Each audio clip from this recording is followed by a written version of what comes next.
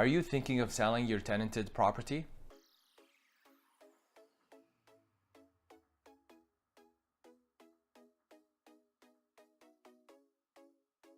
Hi there, I'm Nawar Naji, a real estate broker in the city of Toronto.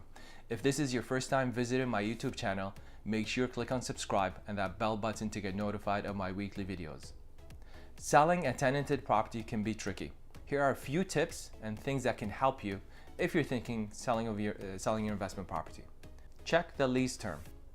For example, if the tenant is under a 1-year lease and you're thinking of selling before that 1 year is up, then that buyer will have to assume the tenant. Now that could be a turn off for potential buyers. So it's really best to sell that property when the tenant is in a month-to-month scenario.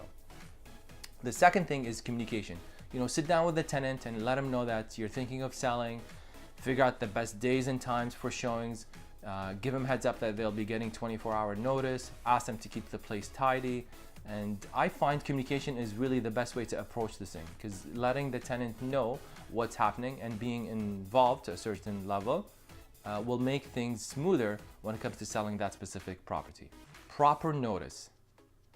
So keep in mind, if a buyer intends to move into that property for their personal usage or have a direct family member move in, then the N12 form has to be issued with 60 days notice. So keep that in mind when determining the closing date in the negotiation process.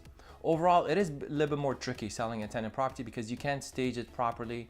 There's certain things you can't do, and you have to work along with the tenant to accommodate their needs and wants in that selling process. Here are 2 tips to help you sell a tenanted property. Take professional pictures when tenants move in and move out. So when a tenant moves out, usually there's a day where one moves out and then the second one is moving in. You can have professional photographer take pictures of the property, which you can use when you decide to sell it down the line. The second thing is consider vacant possession. So again, this is where you sit down with the tenant and say, hey, I'm thinking of selling the place. I want to work with you, to help you find a place, give you appropriate time, work that out, maybe consider giving them some compensation to help them move out. But again, approaching it collaboratively with that tenant will make things easier. Because at the end of the day, it's having a vacant possession or a property that is properly staged will show best for potential buyers and will help you achieve the top dollar that you're looking for as an investor when selling that specific property. So work with the tenant and help them transition to their next place. And again, consider compensation to help them move out and find the next place. I hope you've enjoyed this video.